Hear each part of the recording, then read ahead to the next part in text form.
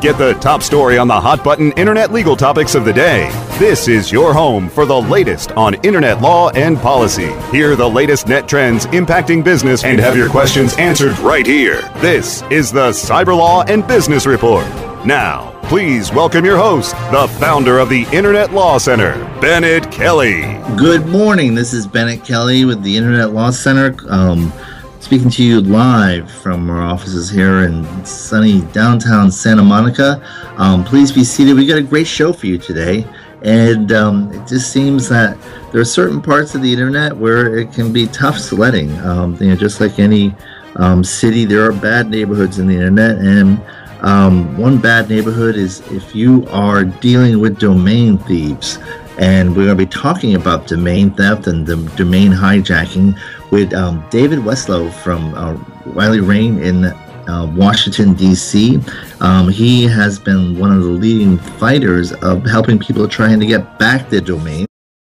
Where do you see this going? Is this going to continue to expand just because we're talking a lot of money on the table?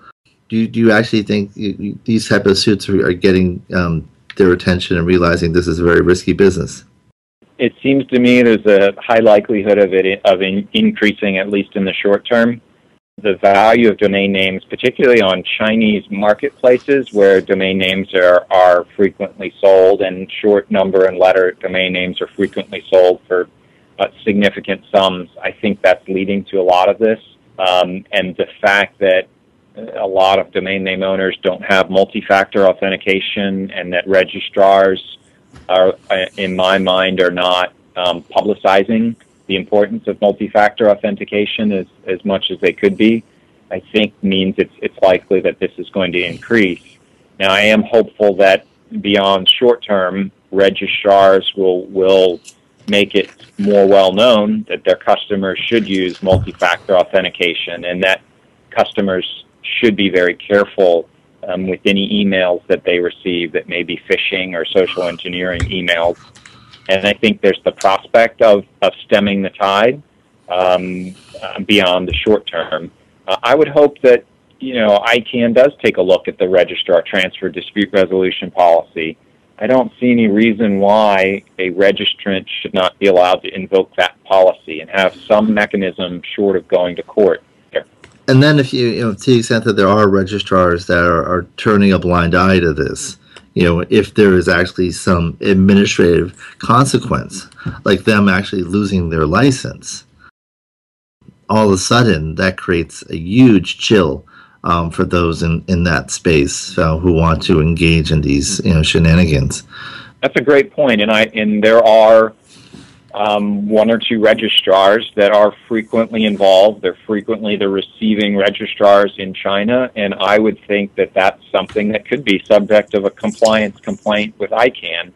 ICANN has a staff that monitors registrar accreditation, the compliance under the registrar accreditation agreement. The fact that one or two registrars are always the gaining registrars in cases of domain name theft, and that they are not cooperative with losing registrars and returning the domain names seems like something that should be the subject of ICANN compliance.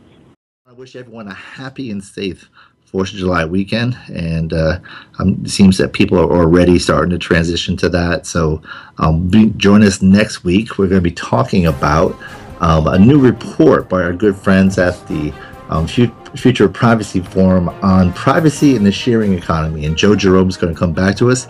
So again, check out our blog for information on this and other shows, and it's just at cyberlawradio.wordpress.com. Download our mobile app, listen to us anywhere. Check us out on Twitter. Give us your feedback, and then if you're listening to us in any podcast environment, tell us what you think. Give us stars. Tell us what you like, and tell us if you have any ideas for shows. We're happy to address what you want. But again, this is Bennet Kelley saying happy 4th of July and go USA.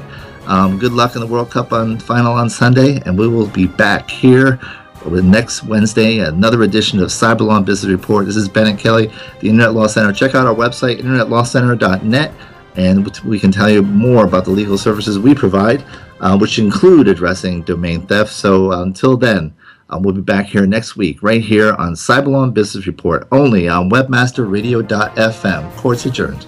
Bye-bye.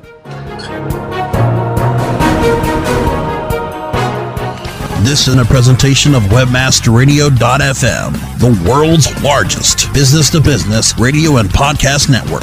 We welcome you to sample past episodes of this program, as well as our complete library of programs, on demand or on the air via our 24/7 live audio stream at www.webmasterradio.fm. The opinions expressed on this program are those of the guests and hosts and do not necessarily reflect those of webmasterradio.fm's management or sponsors. Any rebroadcast or redistribution without authorized consent of webmasterradio.fm is prohibited.